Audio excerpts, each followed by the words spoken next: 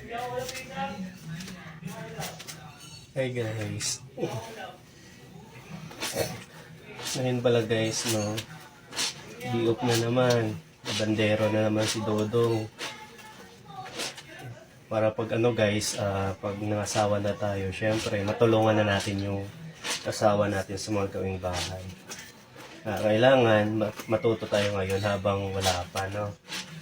Para mas maganda yung magtulungan kayo sa gawaing bahay. Kaysa naman iasa mo lahat sa misis mo. Hindi naman pwede yun, di ba?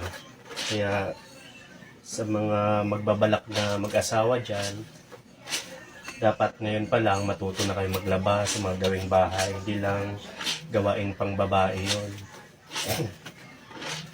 Lahat pwede gumawa. So ngayong araw pala guys, day off ko. Kahapon day off ko rin. Kadikit pala day off ko.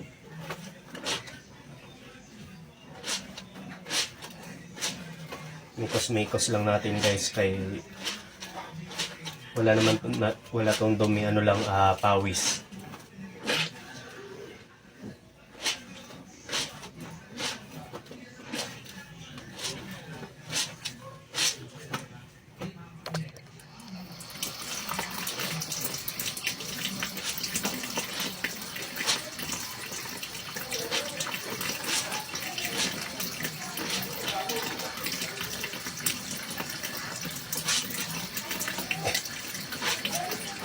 Dapat habang bata pa tayo, kailangan natin magsipag para siyempre para sa future, no?